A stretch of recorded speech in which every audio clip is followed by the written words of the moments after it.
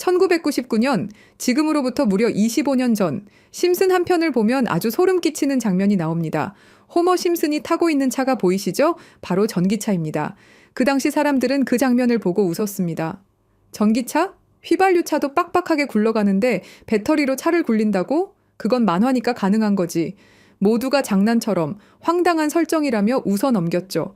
그런데 지금은 어떤 상황이 벌어지고 있나요? 2020년 한 해 동안 테슬라 주가는 무려 743% 폭등했습니다. 말 그대로 상상도 못한 기적 같은 숫자죠. 그리고 그 주인공 일론 머스크는 순식간에 세계 최고 부자가 되어버렸습니다. 만약 1999년에 누군가가 앞으로 20년 뒤엔 전기차 회사가 세계 자동차 산업을 뒤집고 그 회장의 재산이 전 세계 1위가 된다라고 말했다면 아마 사람들은 이렇게 말했을 겁니다. 야, 그건 영화나 애니메이션에서나 가능한 소리야. 그런데 심슨은 이미 그걸 보여줬던 겁니다.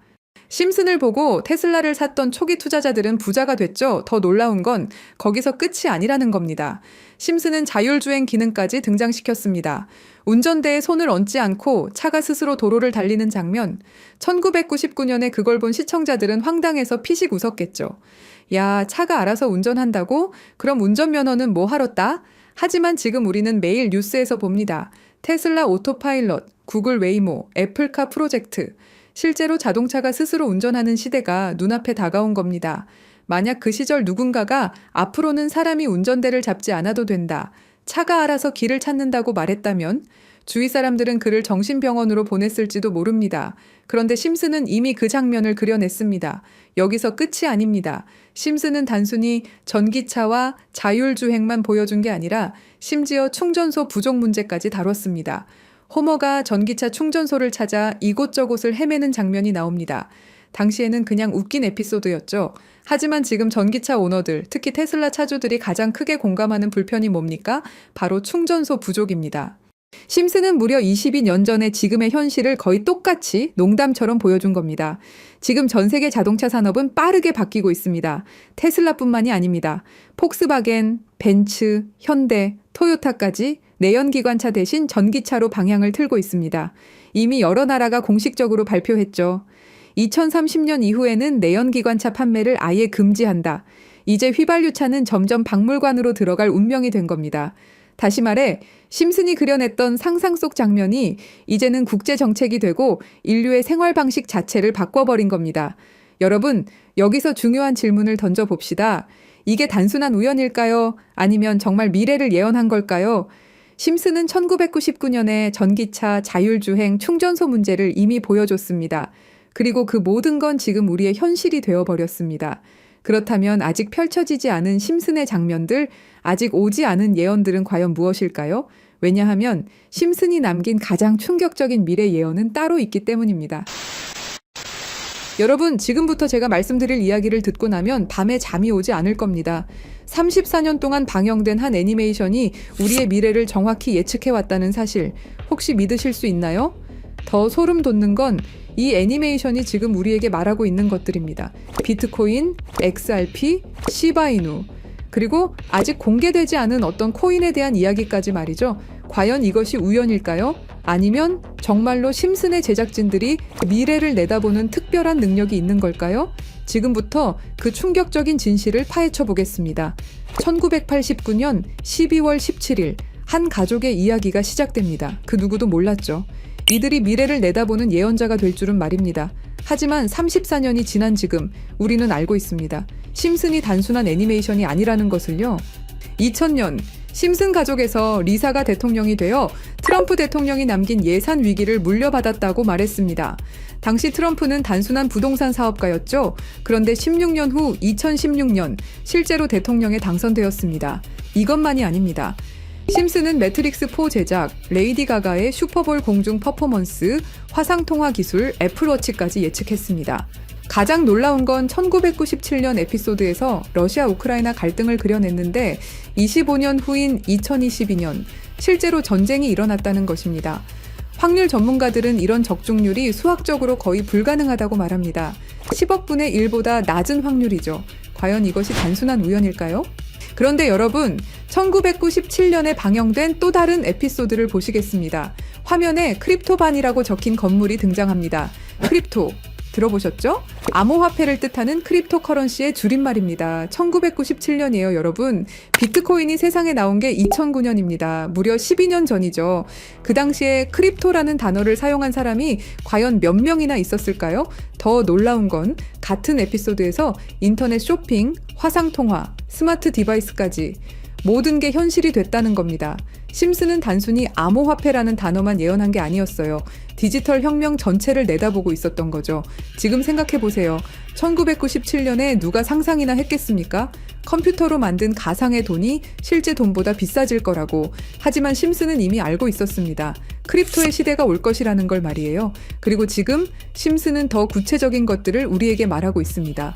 그리고 진짜 충격적인 건 지금부터입니다. 스프링필드의 최고 부자 미스터 번즈, 그가 무서워하는 게 있습니다. 바로 새로운 억만장자의 등장이죠. 해당 에피소드를 자세히 보면 이 새로운 억만장자가 만든 건 새로운 형태의 화폐 시스템입니다. 기존의 은행 시스템을 완전히 뒤바꿀 수 있는 혁신적인 기술이라고 묘사되어 있어요. 더 구체적으로 들여다보면 이 시스템의 특징들이 나옵니다. 은행의 핵심 기능인 거래 기록 보관, 자금 이체, 신용평가 등을 모두 디지털화하고 자동화한다는 설정이죠. 이게 뭘 의미하는지 아시겠죠? 바로 블록체인 기술입니다. 그리고 이 프로젝트가 받은 투자 금액이 얼마인지 아세요? 3,500억 원 이상입니다. 실제로 최근 블록체인 기반의 금융 프로젝트들이 이 정도 규모의 투자를 받고 있어요. 미스터 번즈가 두려워하는 이유를 생각해 보세요. 기존 금융 시스템의 기득권층에게는 위협적인 존재겠죠. 중앙화된 권력을 탈중앙화로 바꾸는 기술이니까요. 심슨은 단순히 새로운 코인의 등장을 예언한 게 아닙니다. 전체 금융 시스템의 패러다임 변화를 내다보고 있었던 거예요. 이제 정말 충격적인 발견을 공유하겠습니다. 심슨의 여러 에피소드를 분석해보니 특정 알파벳들이 의미 있게 배치되어 있더라고요. 이가 크게 강조되는 장면, 이더리움의 E입니다. B가 등장하는 장면, 비트코인의 B죠. D는 도지코인, L은 라이트코인, F는 파일코인, 그리고 SH는 시바이누를 의미합니다. 이게 정말 우연일까요? 특히 시바이누의 경우를 보세요. 프링크 교수가 시바이누 관련 신문을 들고 있는 장면이 나옵니다. 그리고 실제로 최근 저스틴 선이라는 거대 투자자가 시바이누를 대량으로 매집했다는 뉴스가 나왔어요. 더 놀라운 건 각 코인의 등장 순서가 실제 시장에서의 주목받는 순서와 비슷하다는 점입니다. 비트코인이 먼저 나오고 이더리움이 뒤따르고 알트코인들이 차례로 등장하는 식으로 말이에요. 그리고 여기 밑에 다 풀어놓은 방정식의 마지막 퍼즐 Q, E, W, 저는 지금 이 부분에 집중해 볼 필요가 있다고 생각합니다. 위에 코인들이야 이미 이전에 발견하셨던 분들은 큰 수익을 내셨지만 아직까지 Q, E, W 이 부분에 대해서는 의문점들이 많이 남아있죠. 그리고 미스터 번즈가 두려워하는 이유, 이걸 생각해보면 암호화폐 기술 중에 뭐가 있었죠? 맞습니다. 금융권들이 두려워하는 기술인 디파이와 스마트 컨트랙트가 있겠죠. 그럼 이 칠판의 Q, E, W는 무엇을 의미하느냐 이겁니다. 그리고 저희 팀이 지속적으로 파본 결과 리스트들이 하나둘 정리되면서 제일 유력한 하나가 들어왔습니다. 그리고 Q, E, W는 세 가지 코인이 아니라 세 가지를 교집합시킬 수 있는 단서였던 것도요. 일단 Q는 QIB 그룹이라고 불리는 중동 카타르의 대표적인 이슬람 금융기관이 있습니다. 글로벌 금융시장에서도 영향력이 굉장히 좋은 것으로 알려져 있고 더 중요한 건 QIB가 이미 2019년부터 블록체인 기반 무역금융 플랫폼 개발에 투자해왔다는 사실입니다. 그리고 E는 당연히 디파이와 스마트 컨트랙트의 넘버원 이더리움이고요. 최근에 다시 한번 이 분야가 떠오르고 있다는 사실을 아셔야 되고 특히 국경 간 송금과 무역 결제에서 스위프트 시스템의 강력한 대안으로 부상하고 있습니다. 마지막 W는 인도의 최대 거래소 와지르X입니다. 인도 암호화폐 거래소 중에서는 단연 1등이고 인도를 넘어서 글로벌 거래소로 평가받고 있죠. 그리고 놀랍게도 이 세 개의 카테고리를 집요하게 파봉열과 교차되는 하나의 지점을 발견했습니다. Q, E, W 중 먼저 Q를 보시면 카타르는 2018년 이후 중앙은행 및 금융당국이 암호화폐 관련 어떤 서비스도 제공하지 못하게 전면 금지했습니다. 그렇게 까다롭던 카타르가 이제 슬슬 변화의 바람이 불기 시작했는데요. 다시금 블록체인 기술을 사용할 수 있는 방안을 모색 중이고 금지를 풀고 암호화폐로 하여금 새로운 시대를 받아들일 준비를 하고 있습니다. 그 이유는 뭘까요? 단순히 트럼프 때문만이 아닙니다. 카타르는 2030 국가 비전의 핵심 전략으로 디지털 경제 허브 구축을 목표로 하고 있고 2022 월드컵 이후 글로벌 금융 중심지로 도약하려는 야심찬 계획이 있습니다. 트럼프와 카타르는 최근 행복한 동행을 시작했습니다. 2조 달러 규모의 파트너십을 약속했고 심지어 카타르는 트럼프에게 항공기까지 선물하면서 미국의 지원을 받기 위해 고개를 숙이는 모습을 보여주고 있죠. 그리고 트럼프가 암호화폐를 글로벌하게 키워가려고 하고 있기 때문에 트럼프의 마음에 들기 위해서 이렇게 노력을 하고 있는 거죠. 자, 그럼 여기서 Q, E, W의 E가 나옵니다. 트럼프는 대통령이 된 이후 암호화폐 시장을 끌어올리기로 했고 그 테마로 떠오르고 있는 게 바로 스테이블 코인과 디파이입니다. 이게 무슨 뜻이죠? 이제 금융시장에 새로운 시대가 올 수 있다는 뜻이고 더 중요한 건 중동 아시아 간 송금 시장에서 기존 은행 네트워크를 우회할 수 있는 인프라가 구축되고 있다는 겁니다. 트럼프 일가가 이더리움을 싹쓸이 할 정도로 이 시장에 진심인 거, 이 시장에 오래 계셨던 분들이라면 모를 리가 없죠.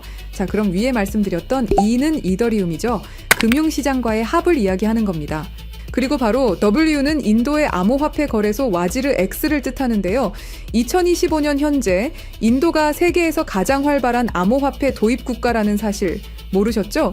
인도 내에서 이더리움은 가장 많이 사용되는 암호화폐 중 하나이고 디파이, 스마트 컨트랙트 등 다양한 분야에서 실질적인 활용이 이루어지고 있고 특히 인도 정부가 추진 중인 디지털 루피와의 연동을 위한 테스트베드 역할을 하고 있습니다. 그런 인도의 최대 거래소가 와지르 X입니다. 그리고 이 모든 걸 이어주는 하나가 더 남아 있습니다. 2025년 2월 인도와 카타르는 공식적으로 전략적 파트너십으로 관계를 격상했습니다. 양국은 암호화폐를 필두로 에너지, 인프라, 기술, 스타트업, 스마트시티 등 다양한 분야에서 대규모 투자와 협력을 확대하고 있고 더 주목할 점은 양국이 달러를 우회한 직접 결제 시스템 구축에 합의했다는 사실입니다. 그러니까 한마디로 칠판에 써진 QEW의 모든 것이 암호화폐 그리고 각 국가 간의 연결점을 제공해 준다는 거죠. 그리고 소름 돋는 부분, since 2015, when ANP went bankrupt라고 써진 부분 보이시죠? 이건 와지르 X의 해킹 피해를 정확하게 예언하고 있는데요. 작년 7월 해킹 피해로 피해액이 무려 3,200억이 넘고요. 이 사건으로 지금 와지르 X는 거의 파산 수순에 들어갔죠. went bankrupt 파산했다로 해석할 수 있고 더 중요한 건 이 사건이 중앙화 거래소의 근본적 취약성을 드러냈다는 점입니다. since 2015년은 와지르 X 창업자들이 처음 만났던 시기이면서 동시에 글로벌 송금 시장에서 혁신적 변화가 시작된 원년이기도 하죠. 정확하게 예언하고 있다는 걸 알 수 있습니다. 그리고 이 모든 해킹의 피해액을 이더리움으로 전환했죠.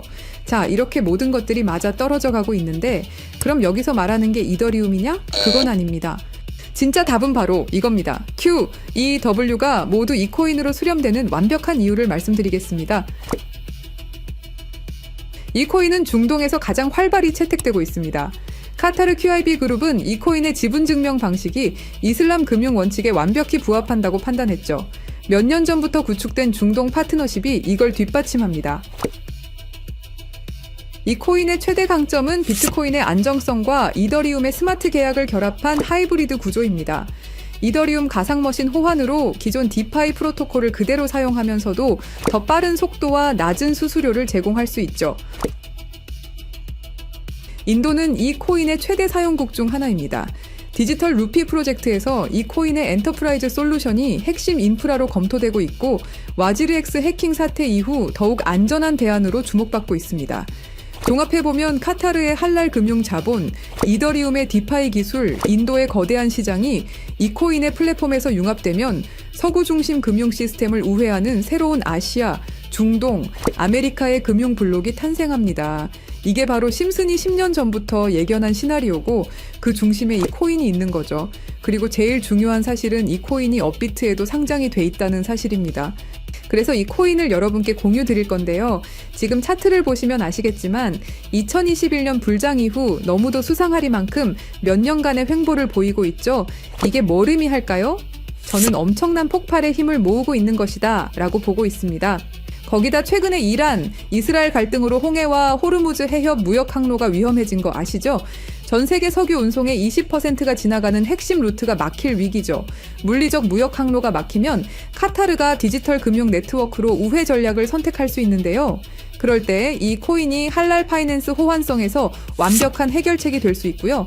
그럼 자연스럽게 카타르와 인도 거래에서 에너지 대금을 이 코인으로 결제가 가능하고요. 인도의 디지털 루피를 이 코인 기반으로 확장 가능합니다. 그럼 중동 전체가 제재 우회용으로 새로운 결제 시스템을 찾기 시작할 거고 당연히 이 코인이 선택될 확률이 높다는 거죠.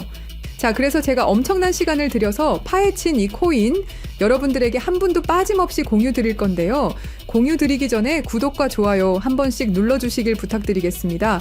여러분들의 클릭 한 번이 제 채널 성장에 엄청난 도움이 되기 때문에 기브앤테이크 꼭 부탁드리고요. 댓글에 시작이라고 남겨주시고 010-3378-6658로 시작이라고 문자 보내주시는 분들의 한해서 구독자분인 거 확인하고 이 정보 공유 드리도록 하겠습니다. 자, 여러분 말도 안 된다고 생각했던 심슨의 예언들이 모두 사실이 되었죠. 그리고 지금 우리 눈앞에서 또 다른 예언이 펼쳐지고 있습니다. 10억 분의 1 확률을 뚫고 계속 적중해온 심슨의 예언이 이번에만 틀릴 거라고 생각하시나요? 아니면 이번에도 그들이 오를 거라고 보시나요? 선택은 여러분의 몫입니다. 하지만 꼭 기억하세요. 역사는 준비된 자의 것입니다. 010-3378-6658로 시작이라고 문자 보내주시면 한 분도 빠짐없이 구독자분들에게 공유해드리겠습니다. 그 답은 여러분이 선택하는 겁니다. 감사합니다.